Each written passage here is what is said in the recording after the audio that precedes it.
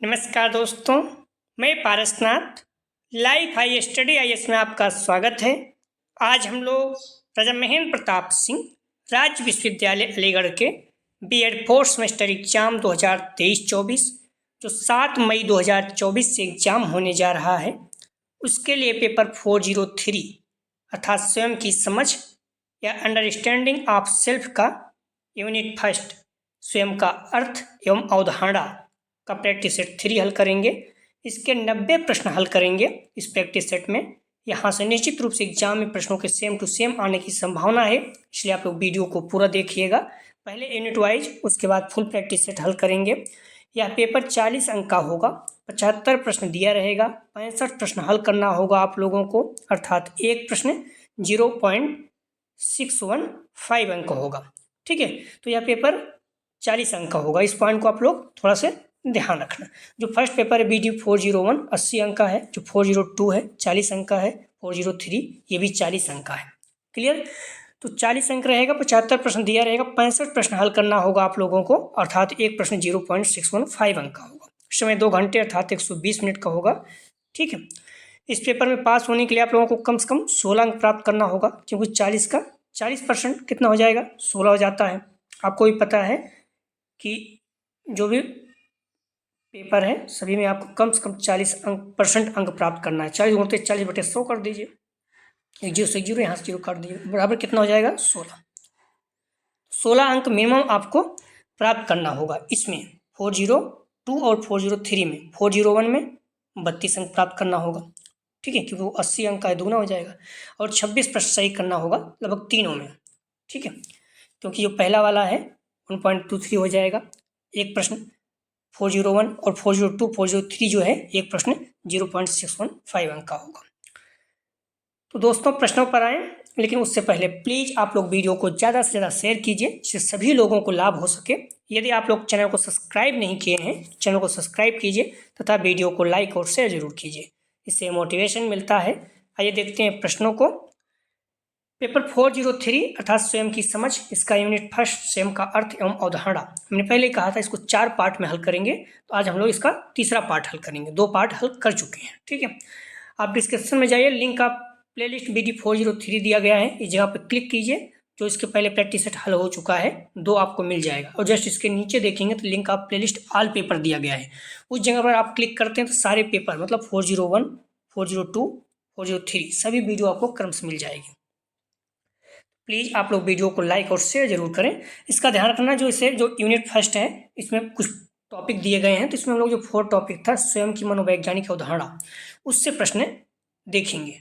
ठीक है, तो इसका पहला प्रश्न है, प्लीज़ वीडियो को आप लोग लाइक और शेयर जरूर करें। एक शब्द बार बार कह रहा हूँ कि आपका जो एग्जाम है 7 मई को होगा। आप लोग बार बार पूछते हैं कई बच्चे, तो उस पर भी हम वीडियो बना चुके हैं। तो आपका जो एग्जाम है 7 मई से स्टार्ट होगा। ठीक है, और जो BEd सेकंड सेमेस्टर का है, फर्स्ट ईयर वालों का सेकंड सेमेस्टर का, उनका 8 मई से होगा।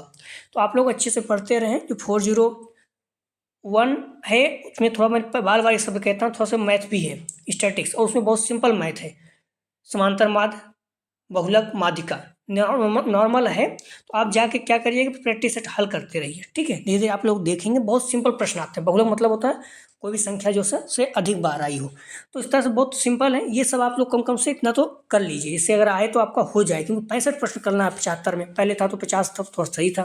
ठीक है, तो इसलिए आप छोड़ नहीं सकते किसी यूनिट को। तो आप लोग अभी से 401 का जो 6 प्रैक्टिस सेट है, अगर 6 आप हल कर लेते हैं तो निश्चित रूप से 50+ प्रश्न आपको सेम टू सेम देखने को मिलेगा। इसलिए आप लोग जब भी टाइम मिले, भोजन कर रहे हैं या फिर कहीं आ रहे हैं जा रहे हैं, प्रश्नों को बार बार देखिए, रट डालिए 6। ठीक है, बच्चे 74 अंक प्राप्त किए, 78 अंक प्राप्त किए हैं 401 में। पहले ये BEd सेकंड ईयर में था, असिस्टेंट फॉर लर्निंग BD 202 था। ठीक है, तो बहुत अच्छे अंक आएंगे। तो आप लोग प्लीज़ वीडियो को लाइक और शेयर किए, साथ साथ बने रहिए, प्रैक्टिस सेट हल करते रहिए बार बार प्रश्नों को सारा। इससे क्या होगा कि आपके दिमाग में सारे प्रश्न बैठे रहेंगे, जब भी एग्जाम आप देने जाएंगे आपके प्रश्न सॉल्व हो जाएंगे। ठीक है, और प्रश्नों को जवाब आप लोग जरूर देख लें, इससे क्या हो, साथ साथ बने रहेंगे। तो पहला प्रश्न है, मानवतावादी मनोविज्ञान शामिल करता है, ए वर्तमान में क्या घटित है, बी व्यक्तिगत उत्तरदायित्व, सी मनुष्यों को अंतर्निहित मूल्य, डी उपयुक्त सभी। तो मानवतावादी मनोविज्ञान शामिल करता है, सही जवाब हो जाएगा, ध्यान रखना डी उपयुक्त सभी। वर्तमान में क्या घटित है, व्यक्तिगत उत्तरदायित्व, मनुष्यों को अंतर्निहित मूल्य। अगला प्रश्न है, मानवतावादी मनोविज्ञान में मैस्लो द्वारा मनुष्यों के संदर्भ में क्या विचार है। तो मानवतावादी मनोविज्ञान में मैस्लो द्वारा मनुष्यों के संदर्भ में क्या विचार है। ए, मनुष्य मौलिक रूप से अच्छे हैं। बी, मनुष्य स्वतंत्र इच्छाएं रखते हैं। सी, मनुष्य व्यक्तिगत विकास में रुचि रखते हैं। डी, उपयुक्त सभी। सही जवाब हो जाएगा, ध्यान रखना, डी, उपयुक्त सभी। अगला प्रश्न है, या ऐसा है मानो फ्रायड ने हमें मनोविज्ञान का बीमार आधा हिस्सा प्रदान किया है और अब हमें स्वास्थ्य आधे से भरना है। यह कथन मानवतावादी मनोविज्ञान के संदर्भ में किस मनोवैज्ञानिक का है।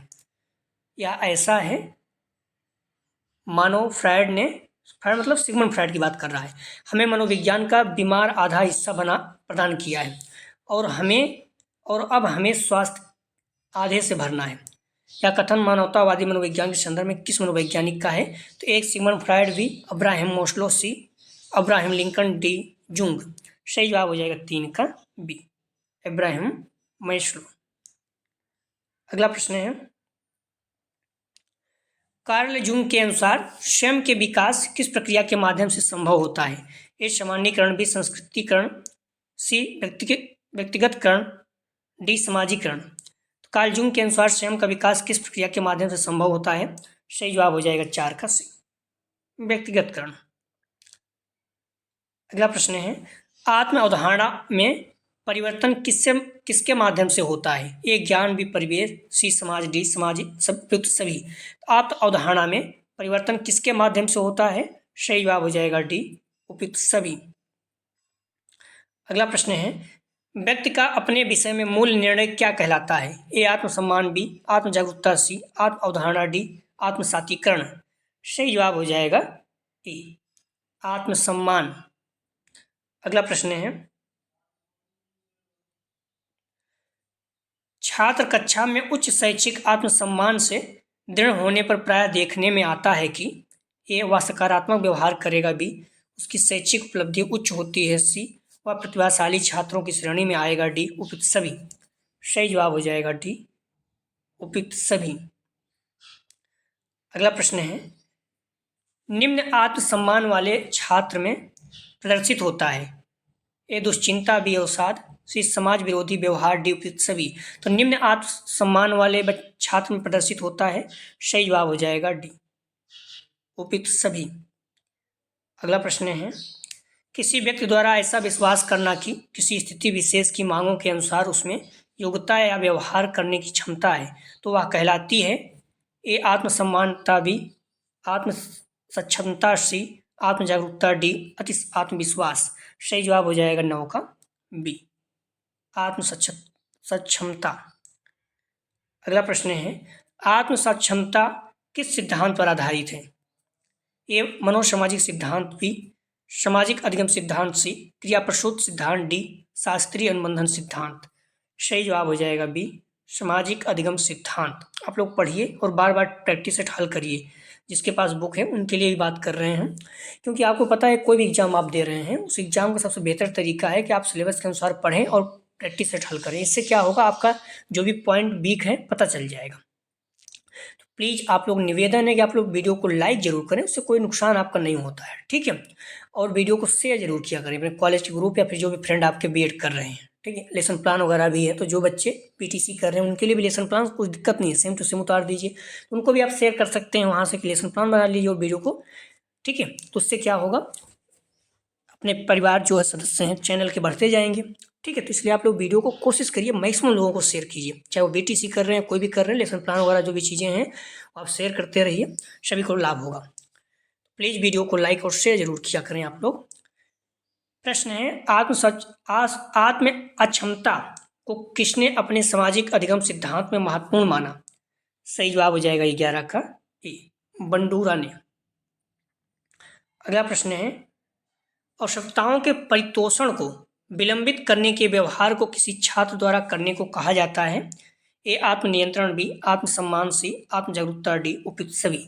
सही जवाब हो जाएगा ए, आत्मनियंत्रण।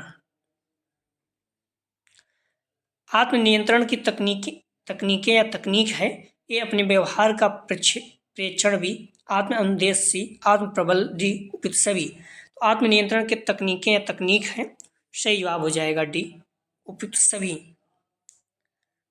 अगला प्रश्न है, कार्ल जुंग द्वारा स्वयं के विकास के लिए सुनाई गई व्यक्तिकरण प्रक्रिया का क्या आशय है?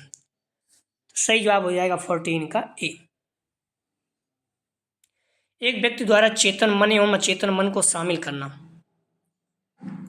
अगला प्रश्न है, दैनिक जीवन की आवश्यकताओं को पूर्ण करने के लिए बच्चों को किस प्रकार की जरूरतें होती हैं?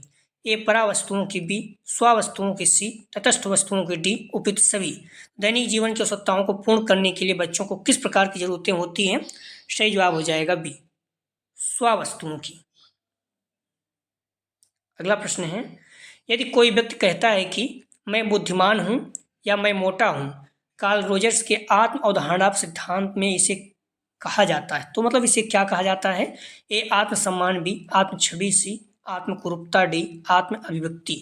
यदि कोई व्यक्ति कहता है कि मैं बुद्धिमान हूँ, ठीक है, अपने आप को बता रहा है वो बुद्धिमान हूँ, मैं मोटा हूँ, तो कार्ल रोजर्स के अनुसार आत्म अवधारणा सिद्धांत में से क्या कहा जाता है? सही जवाब हो जाएगा बी, आत्म छवि, मतलब अपने आप को अच्छा दिखाने की कोशिश करना। मैं मोटा हूँ, मैं बुद्धिमान हूँ। अगर मैं मोटा हूँ तो बहुत इंपॉर्टेंट नहीं है, बट वो एक ताकत के बेस पे कह रहा है।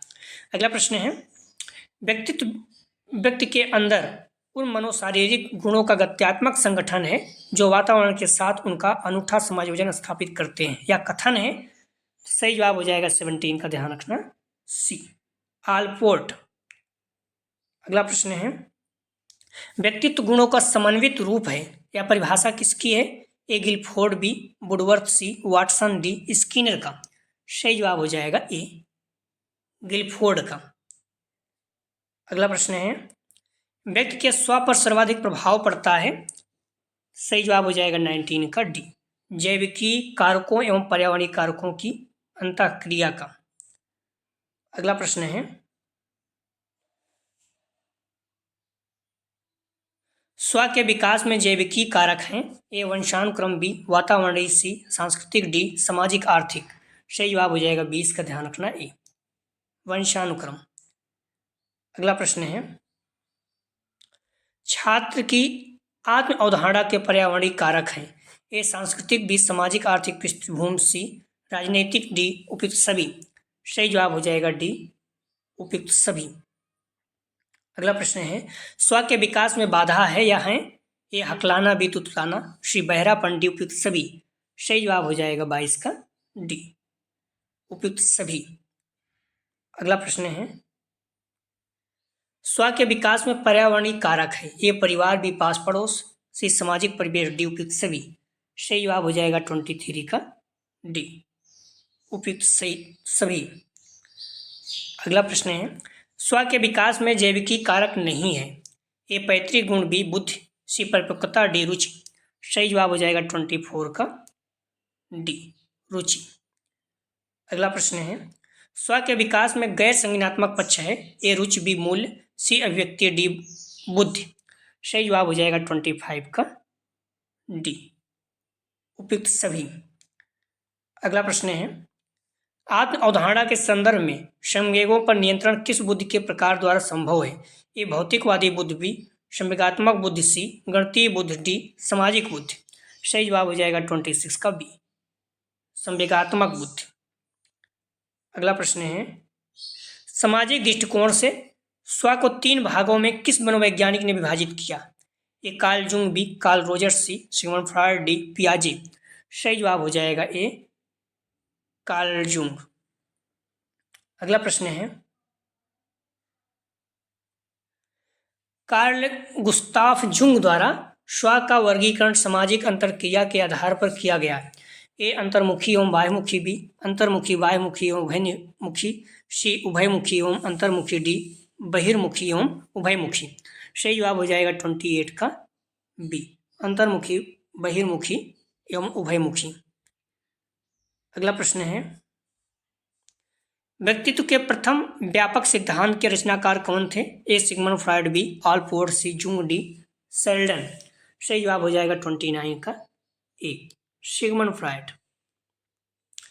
अगला प्रश्न है, स्व को सिगमंड फ्रायड ने किस सिद्धांत से स्पष्ट किया है था? ए सामूहिक गतिविधि सिद्धांत, बी मनोविश्लेषणात्मक सिद्धांत, सी मनोसामाजिक सिद्धांत, डी संज्ञानात्मक सिद्धांत। सही जवाब हो जाएगा बी मनोविश्लेषणात्मक सिद्धांत। अगला प्रश्न है, व्यक्तित्व को मनोविश्लेषणात्मक सिद्धांत के मुख्य संप्रत्यय हैं? ए चेतन, अर्धचेतन और अचेतन, बी इदम, अहम और पराहम, सी स्कीमा, स्वांगीकरण एवं व्यवस्थापन, डी ए और बी दोनों। सही जवाब हो जाएगा 31 का डी, ए और बी दोनों। अगला प्रश्न है, फ्रायड ने किस प्रत्यय को नैतिक विकास के दृष्टिकोण से महत्वपूर्ण माना है? ए चेतन, बी अर्धचेतन, सी अचेतन, डी उपयुक्त सभी। सही जवाब हो जाएगा सी अचेतन।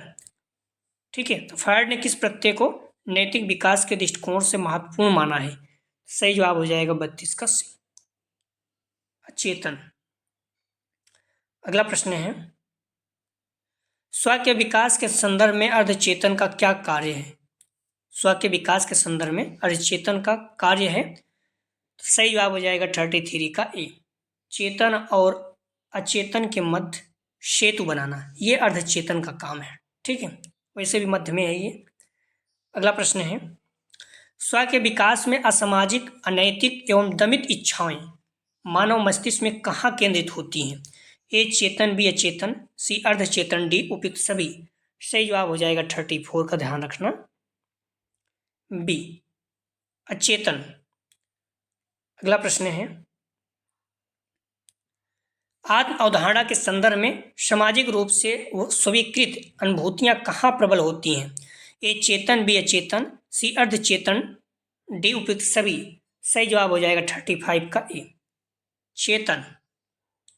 अगला प्रश्न है, सिगमंड फ्रायड ने स्व की संरचना के संदर्भ में किन घटकों को महत्व दिया है? ए इदम, बी अहम, सी परा अहम, डी उपयुक्त सभी। सही जवाब हो जाएगा 36 का डी उपयुक्त सभी। अगला प्रश्न है, स्व के विकास में मनुष्य की जन्मजात प्रकृति होती है? ए इदम, बी पराहम, सी अहम, डी उपयुक्त सभी। सही जवाब हो जाएगा 37 का ए इदम। अगला प्रश्न है, सामाजिक मान्यताओं, संस्कारों एवं आदर्शों को स्व के विकास में संबंधित करता है? ए अर्धचेतन, बी चेतन, सी पराहम, डी इदम। सही जवाब हो जाएगा 38 का सी पराहम। अगला प्रश्न है, स्व का कौन सा घटक जन्मजात वासनाएं, प्रवृत्तियों को तुरंत प्राप्त करना चाहता है? ए पराहम, बी इदम, सी अर्धचेतन, डी अहम। सही जवाब हो जाएगा 39 का बी इदम। अगला प्रश्न है, इदम की कार्य प्रणाली स्व के विकास के संदर्भ में है? ए पूर्णतः अचेतन, बी पूर्णतः चेतन, सी पूर्णतः अर्धचेतन, डी उपयुक्त सभी। सही जवाब हो जाएगा ए पूर्णतः अचेतन। अगला प्रश्न है, फ्रायड के अनुसार स्व का कौन सा घटक आंशिक रूप से चेतन एवं आंशिक रूप से अचेतन में कार्य करता है? ए अहम, बी पराहम, सी इदम, डी उपयुक्त सभी। सही जवाब हो जाएगा ए अहम। अगला प्रश्न है, फ्रायड के अनुसार व्यक्तित्व के विकास में इदम, अहम और पराहम क्रमशः निम्न प्रत्ययों का प्रतिनिधित्व करता है, वह है? सही जवाब हो जाएगा ए पार्श्विक इच्छाओं, वास्तविक जगत एवं सामाजिक नियंत्रण। सही जवाब हो जाएगा 42 का ए। अगला प्रश्न है, अहम के दृढ़ एवं क्रियाशील होने से स्व के विकास में क्या भूमिका होती है? ए व्यक्ति वास्तविकताओं के साथ समायोजन नहीं कर पाता, बी व्यक्ति वास्तविकताओं के साथ समायोजन कर लेता है, सी व्यक्ति वास्तविकताओं के साथ तटस्थ रहता है, डी उपयुक्त सभी। सही जवाब हो जाएगा 43 का बी अहम के दृढ़ एवं क्रियाशील होने से स्व के विकास में क्या भूमिका होती है? तो व्यक्ति वास्तविकताओं के साथ समायोजन कर लेता है, बी इसका सही जवाब है। अगला प्रश्न है, अहम के दुर्बल तथा निष्क्रिय होने पर स्व का विकास। सही जवाब हो जाएगा 44 का ए उस समायोजित एवं खंडित होगा। अगला प्रश्न है, फ्रायड ने यौन मूल प्रवृत्तियों के ऊर्जा बल को क्या कहकर संबोधित किया है? ए स्कीमा, बी लिबिडो, सी यौन व्यवहार, डी चेतन। सही जवाब हो जाएगा 45 का बी लिबिडो। अगला प्रश्न है, फ्रायड के अनुसार स्व के विकास में चिंता के प्रकार बताए हैं? ए वास्तविक चिंता, बी तंत्रिकागत चिंता, सी नैतिक चिंता, डी उपयुक्त सभी। फ्रायड के अनुसार स्व के विकास में चिंता के प्रकार बताए हैं, सही जवाब हो जाएगा 46 का डी। उपयुक्त सभी, वास्तविक चिंता, तंत्रिकागत चिंता और नैतिक चिंता तीनों। अगला प्रश्न है, स्व के विकास में फ्रायड ने व्यक्ति द्वारा इदम की इच्छाओं पर अहम के द्वारा नियंत्रण न करने वाले को क्या कहकर संबोधित किया है?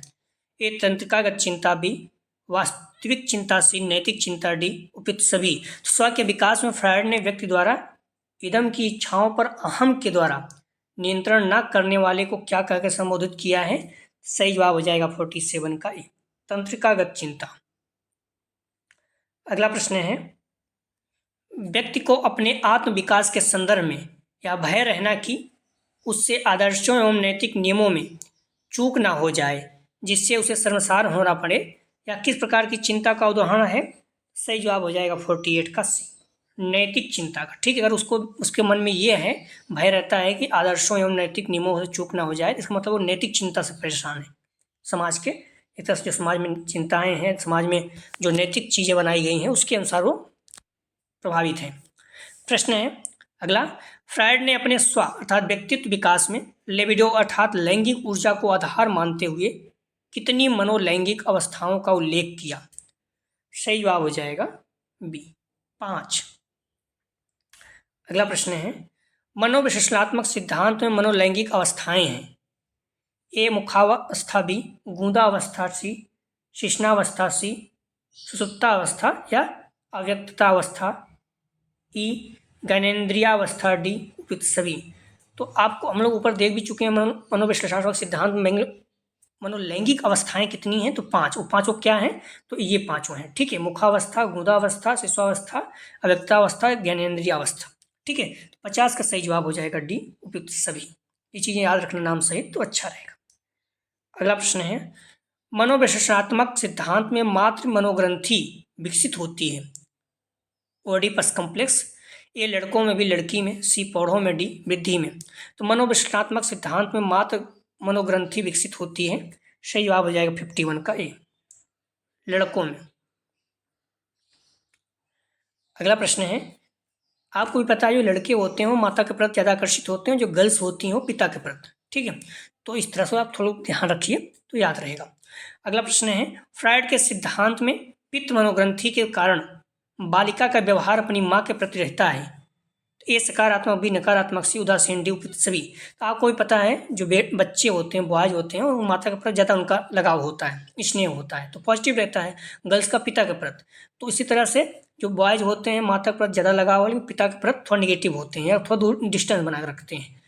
और जो गर्ल्स होती हैं पिता के प्रति ज़्यादा लगाव होता है, माता के प्रति थोड़ा सा डिस्टेंस बना के रखती हैं। तो इसमें पूछ रहा है पित्त मनोग्रंथि के कारण बालिका का व्यवहार अपनी माता के प्रति कैसा रहता है? तो सही जवाब हो जाएगा बी, नकारात्मक रहता है। गर्ल्स अक्सर देखोगे तो माता से थोड़ा कम रहती हैं, उससे तुलना में पिता से ज़्यादा क्लोज रहती हैं। ठीक है, सही जवाब हो जाएगा 52 का बी। अगला प्रश्न है, आलपोर्ट द्वारा स्व विकास के संबंध में कौन सा सिद्धांत विकसित किया गया था? सही जवाब हो जाएगा 53 का बी, शील गुण सिद्धांत। अगला प्रश्न है, आलपोर्ट के अनुसार व्यक्तित्व की संरचना बनी होती है। ए शील गुणों द्वारा, बी आवश्यकताओं की पूर्ति द्वारा, सी लिबिडो द्वारा, डी संवेगों द्वारा। सही जवाब हो जाएगा 54 का ए, शील गुणों द्वारा। अगला प्रश्न है, शील गुणों के प्रकार हैं। ए सत्यनिष्ठा, बी परोपकार, सी सामाजिकता, डी उपयुक्त सभी। शील गुणों के प्रकार हैं। सही जवाब हो जाएगा 55 का डी, उपयुक्त सभी। अगला प्रश्न है, स्व के विकास में ऑलपोर्ट ने शील गुणों के समन्वय तथा संगतता को क्या कहकर संबोधन किया है? सही जवाब हो जाएगा 56 का सी, अपनापन। अगला प्रश्न है, शील गुण सिद्धांत के अनुसार शैशवावस्था के अंतिम वर्ष तक किन प्रत्ययों का विकास हो जाता है? ए स्व शरीर, बी स्व पहचान, सी स्वमान, डी उपयुक्त सभी। सही जवाब हो जाएगा 57 का डी, उपयुक्त सभी।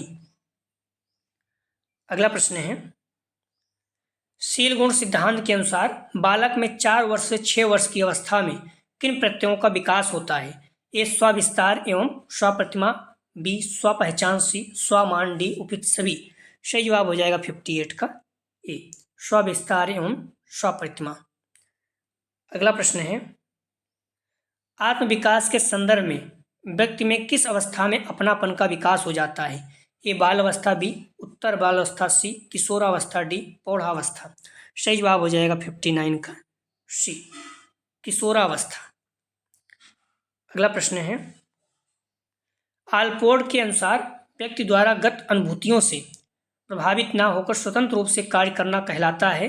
ए संप्रत्यात्मक अभिगम, बी वास्तविक शील गुण, सी कार्यात्मक प्रौद्योगिकता, सी और डी जो है संरचनात्मक क्षमता। तो आलपोर्ट के अनुसार व्यक्ति द्वारा गत अनुभूतियों से प्रभावित न होकर स्वतंत्र रूप से कार्य करना कहलाता है। सही जवाब हो जाएगा सी कार्यात्मक स्वायत्तता। अगला प्रश्न है, स्व के विकास के संदर्भ में व्यक्तित्वशील गुणों का विकास किस परिस्थिति में संपन्न होता है? सही जवाब हो जाएगा 61 का ए 61 का ए सामाजिक पर्यावरणीय प्रभाव। अगला प्रश्न है, मानवतावादी मनोविज्ञान का आध्यात्मिक जनक किसे कहा जाता है? मनोविज्ञान का सही जवाब हो जाएगा सी अब्राहम मैस्लो। अगला प्रश्न है, स्व के विकास में मांग सिद्धांत को पदानुक्रमित रूप से किस मनोवैज्ञानिक ने वर्गीकृत किया था? सही जवाब हो जाएगा 63 का सी अब्राहम मैस्लो।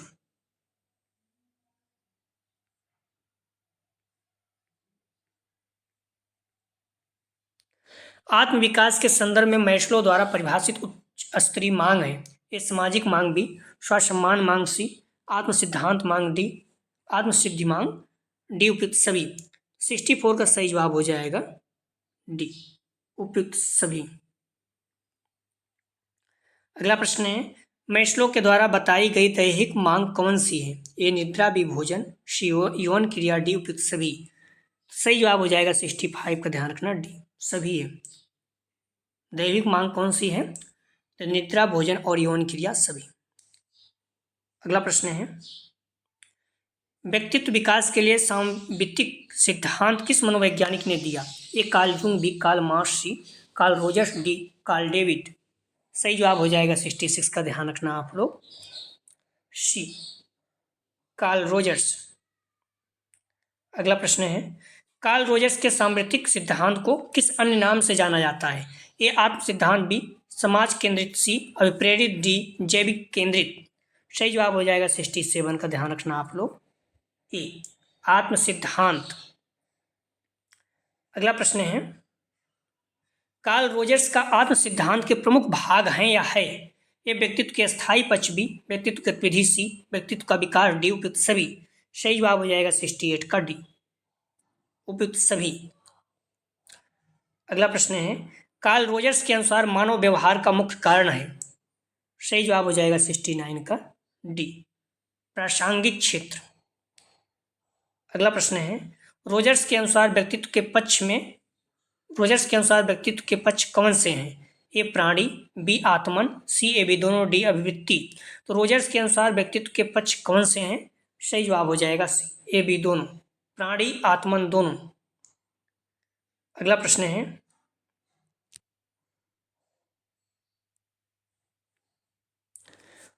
स्व के विकास के संदर्भ में विभिन्न प्रकार की चेतन एवं अचेतन अनुभूतियों के सम्मिश्रण से किस प्रकार के क्षेत्र का निर्माण होता है? ए बाह्य उद्दीपन क्षेत्र, बी प्रासंगिक क्षेत्र, सी क्रिया प्रसूति क्षेत्र, डी सामाजिक अधिगम क्षेत्र। सही जवाब हो जाएगा 71 का बी प्रासंगिक क्षेत्र। अगला प्रश्न है, कार्ल रोजर्स के सिद्धांत के अनुसार अनुभव के आधार पर व्यक्ति के प्रासंगिक क्षेत्र का जो भाग अधिक विशिष्ट हो जाता है क्या कहलाता है? सही जवाब हो जाएगा 72 का ए आत्मन। अगला प्रश्न है, कार्ल रोजर्स के सिद्धांत में आत्मन का विकास मानव विकास की किस अवस्था से प्रारंभ हो जाता है? सही जवाब हो जाएगा 73 का बी शैशवावस्था से। ध्यान रखना, कार्ल रोजर्स के सिद्धांत में आत्मन तथा सेल्फ का विकास मानव विकास की किस अवस्था से प्रारंभ हो जाता है? शैशवावस्था से ही। ठीक है, शैशवावस्था जन्म से 6 वर्ष या 5 वर्ष कहीं दिया रहेगा। अगला प्रश्न है, आत्मन के विकास के परिणाम स्वरूप एक शिशु में क्या विशिष्टता आने लगती है? ए वह धीरे धीरे हम के रूप में विशिष्ट होने लगता है, बी वह धीरे धीरे मैं के रूप में विशिष्ट होने लगता है, सी वह धीरे धीरे परिवार में सम्मिलित होने लगता है, डी उपयुक्त सभी। सही जवाब हो जाएगा 74 का बी वह धीरे धीरे मय के रूप में विशिष्ट होने लगता है। तो आत्मन के विकास के परिणाम स्वरूप एक शिशु में क्या विशिष्टता आने लगती है, तो वह धीरे धीरे मय के रूप में विशिष्ट होने लगता है। अगला प्रश्न है, रोजर्स के अनुसार आत्मन के दो उपतंत्र हैं, ये आत्म संप्रत्यय B, Adarsh Atman C, A B दोनों डी, स्व अनुभूति एवं परानुभूति। तो रोजर्स के अनुसार आत्मन के दो उपतंत्र हैं, सही जवाब हो जाएगा 75 का सी, ए बी दोनों, आत्म संप्रत्यय आदर्श आत्मन दोनों। अगला प्रश्न है,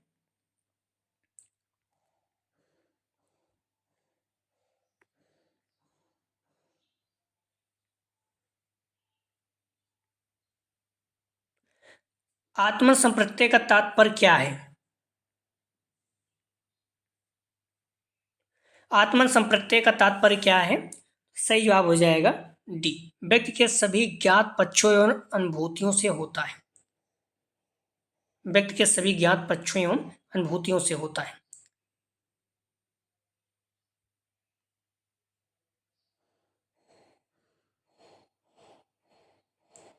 अगला प्रश्न है, कार्ल रोजर्स के सिद्धांत में आत्म संप्रत्यय की विशेषता नहीं है, ए आत्म संप्रत्यय स्थायी प्रकृति का होता है, बी आत्म संप्रत्यय में असंगतता नहीं होती, सी आत्म संप्रत्यय जैविक आत्मा से भिन्न होता है, डी आत्म संप्रत्यय की प्रकृति परिवर्तनीय है।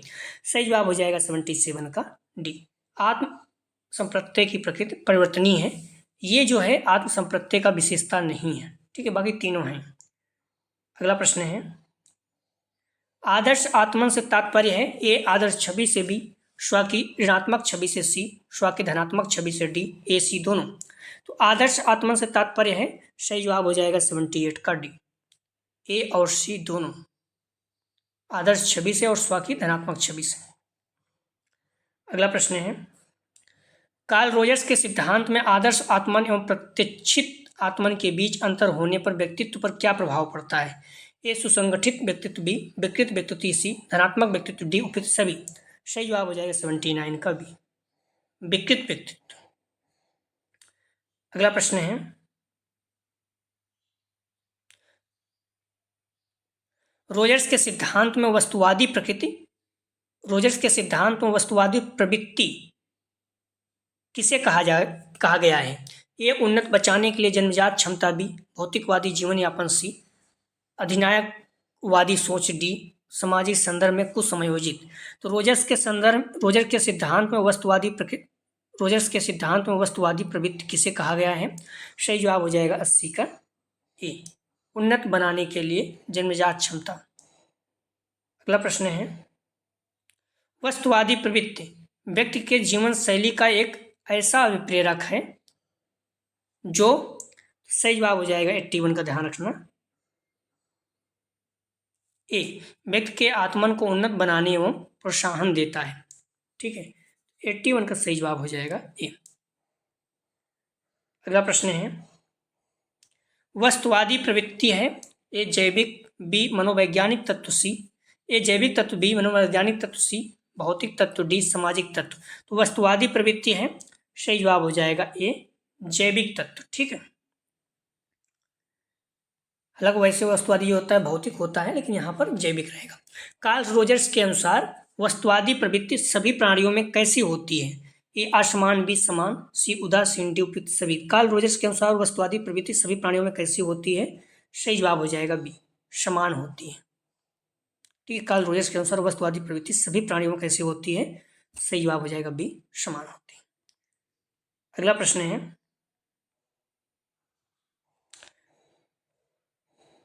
कार्ल रोजर्स के अनुसार वस्तुवादी प्रवृत्ति द्वारा मूल्यांकन की प्रक्रिया क्या कहलाती है?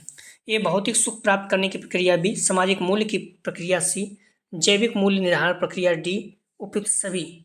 सही जवाब हो जाएगा 84 का, ध्यान रखना, सी, जैविक मूल्य निर्धारण की प्रक्रिया। कार्ल रोजर्स के अनुसार वस्तुवादी प्रवृत्ति द्वारा मूल्यांकन की प्रक्रिया क्या कहलाती है? तो जैविक मूल्य निर्धारण प्रक्रिया। अगला प्रश्न है, आत्म सिद्धांत में मूल्यांकन की प्रक्रिया के बाद जिन अनुभूतियों द्वारा व्यक्ति अपने आत्मन को प्रोत्साहित करता है, तो उन अनुभूतियों से व्यक्ति के आत्मन में क्या बदलाव आता है? सही जवाब हो जाएगा 85 का ए, सकारात्मक मूल्यों में वृद्धि। अगला प्रश्न है, आत्म सिद्धांत के अनुसार लक्ष्योन्मुखी व्यवहार को किस प्रकार की आवश्यकताएं निर्देशित करती हैं? ए सामाजिक आर्थिक आवश्यकताएं, बी अनुरक्षण तथा समृद्धि आवश्यकताएं, सी भौतिक तथा सामाजिक आवश्यकताएं, डी ए सी दोनों। सही जवाब हो जाएगा 86 का बी, अनुरक्षण तथा समृद्धि आवश्यकताएं। आत्म सिद्धांत के अनुसार लक्ष्योन्मुखी व्यवहार को किस प्रकार की आवश्यकताएं निर्देशित करती हैं? सही जवाब हो जाएगा बी, अनुरक्षण तथा समृद्धि आवश्यकताएं। 20 का सही जवाब है। अगला प्रश्न है 87, लगभग 90 प्रश्न है, ध्यान रखना आप लोग। आत्म सिद्धांत में कार्ल रोजर्स ने समृद्धि आवश्यकताओं को व्यक्त करने के प्रकार बताए हैं। ए जिज्ञासा, बी आत्मान्वेषण, सी सृजनशीलता, डी उपयुक्त सभी। सही जवाब हो जाएगा डी, उपयुक्त सभी। अगला प्रश्न है, आत्म सिद्धांत की प्रमुख मान्यता है। सही जवाब हो जाएगा ए, आत्मन तथा अनुभूतियों की अंतरक्रिया। प्लीज़ आप लोग वीडियो को लाइक और शेयर जरूर किया करें अपने कॉलेज ग्रुप या फिर जो भी फ्रेंड है। 2 बजे ही हम लोग प्रैक्टिस सेट हल करेंगे, ठीक है? तो 2 बजे आप लोग टाइम पे आ जाया करें। आत्म सिद्धांत के अनुसार प्रकृति और खंडन का अधिक प्रयोग करने से व्यक्ति के व्यवहार में क्या परिवर्तन प्रदर्शित होता है? ए आत्मीयता, बी योक्तिकरण, सी विभ्रंश, डी उपयुक्त सभी। तो आत्म सिद्धांत के अनुसार विकृत और खंडन का अधिक प्रयोग करने से व्यक्ति के व्यवहार में क्या परिवर्तन प्रदर्शित होते हैं? सही जवाब हो जाएगा 89 का डी, उपयुक्त सभी। आत्मीयता, युक्तिकरण, विभ्रम सभी। अगला प्रश्न है, आत्म सिद्धांत में अनैतिकता के कारण व्यक्ति के व्यवहार में दिखाई देता है। ए क्षतिपूर्ति, बी गलत विश्वास, सी तंत्रिका तापी व्यवहार, डी उपयुक्त सभी। आत्म सिद्धांत में अनैतिकता के कारण व्यक्ति के व्यवहार में दिखाई देता है। सही जवाब हो जाएगा डी, उपयुक्त सभी। कुछ प्रश्न है, आप लोग इसका जवाब जरूर दें, ठीक है? प्रश्न कमेंट सेक्शन में जरूर बताएं और इसी प्रैक्टिस सेट से उठाया गया अच्छे से अगर आप पढ़े होंगे तो दे सकते हैं। आत्म अवधारणा में परिवर्तन किसके माध्यम से होता है? ए ज्ञान, बी परिवेश, सी समाज, डी उपयुक्त सभी। अगला प्रश्न है, व्यक्ति का अपने विषय में मूल्य निर्णय क्या कहलाता है? ए आत्मसम्मान, बी आत्म जागरूकता, सी आत्म अवधारणा, डी आत्मसातीकरण। अगला प्रश्न है, स्व के विकास में जैविक कारक है। ए वंशानुक्रम, बी वातावरणीय, सी सांस्कृतिक, डी सामाजिक आर्थिक। अगला प्रश्न है, स्व के विकास में मनुष्य की जन्मजात प्रकृति होती है। ए इदम, बी पराहम, सी अहम, डी उपयुक्त सभी। अगला प्रश्न है, वस्तुवादी प्रवृत्ति है। ए जैविक तत्व, बी मनोवैज्ञानिक तत्व, सी भौतिक तत्व, डी सामाजिक तत्व। ठीक है, इन 5 प्रश्नों का आप लोग जवाब जरूर दीजिएगा। आप लोग ध्यान रखना, डिस्क्रिप्शन में जाएंगे, लिंक आप प्लेलिस्ट VD 403 दिया गया, जहाँ पे क्लिक करेंगे सारे पेपर आपको क्रम से प्रैक्टिस सेट मिल जाएंगे। और जस्ट इसके नीचे अगर आप करेंगे क्लिक तो यहाँ पर ऑल पेपर दिया गया है, तो सारे पेपर के मिल जाएंगे 401, 402, 403 सभी प्रैक्टिस सेट अपने जो भी चैनल पे अपलोड है। जैसे 401 का तो आप लोग अच्छे से तैयार कर लीजिए क्योंकि मोस्ट इंपॉर्टेंट। और 402 का जो फुल प्रैक्टिस सेट खास से जरूर पढ़ लीजिएगा सारे फुल। 402 में ध्यान रखिए, 402 में अभी से बोल रहा हूँ, सारे 402 में सारे प्रश्न अपने प्रैक्टिस सेट से आएंगे, अभी बता दे रहे हैं। 401 में लगभग 50% के आसपास मान के चलिए सेम टू सेम आएगा, ठीक है। और 403 में आप लोग पढ़ेंगे अच्छे से, नॉर्मली बहुत अच्छा पेपर होगा, ठीक है। तो आप लोग ध्यान रखना, अगला जो प्रैक्टिस सेट हल करेंगे 403 का ही था, स्वयं की समझ, इसका यूनिट फर्स्ट का, ठीक है। स्वयं का अर्थ एवं अवधारणा, इसका पार्ट 4 हल करेंगे। मैंने पहले ही कहा था आप लोगों को 4 पार्ट में हल करेंगे, ठीक है। 3 पार्ट इसका हल कर लिया यूनिट फर्स्ट का, अगला जो पार्ट हल करेंगे 4, क्यों थोड़ा सा बड़ा यूनिट है, ठीक है। तो अच्छा नहीं लगता है, बहुत ज़्यादा प्रश्न हो जाते हैं, आप लोगों को भी अच्छा नहीं लगता, तो इसे थोड़ा थोड़ा करके हल करें, समय भी है, आप लोग पढ़ते रहें, ठीक है। तो प्लीज़ वीडियो को लाइक और शेयर कीजिए। कॉलेज ग्रुप या फ्रेंड आपको जो भी बीएड कर रहे हैं, जो अन्य बच्चे BTC वगैरह कर रहे हैं, उनको भी चैनल को शेयर कीजिए। उनका जो लेसन प्लान है सेम टू सेम उतार सकते हैं, ठीक है, हर सब्जेक्ट बना हुआ है। तो प्लीज़ आप लोग निवेदन है, मैक्सिमम कॉलेज के ग्रुप या फिर जो भी फ्रेंड, चाहे आगरा हो, वहाँ के बच्चों के लिए भी बेनिफिट है। जो 401 है और असेसमेंट फॉर लर्निंग तो BEd सेकंड ईयर में है, ठीक है, BD 202 में, तो उनके लिए भी महत्वपूर्ण है, तो आप लोग शेयर कर सकते हैं। तो निवेदन है कि वीडियो को लाइक जरूर किया करें, ठीक है, और शेयर किया करें। बहुत से बच्चे हैं जो स्टेटस में भी लगाते हैं, किसी ग्रुप में भेज देते हैं, तो आप लोग कोशिश करिए जिस ग्रुप में BEd वाले बच्चे हैं या फिर उनके हित में है, तो आप लोग जरूर शेयर किया करें। प्लीज़ वीडियो को लाइक और शेयर जरूर करें। दोस्तों, वीडियो देखने के लिए धन्यवाद।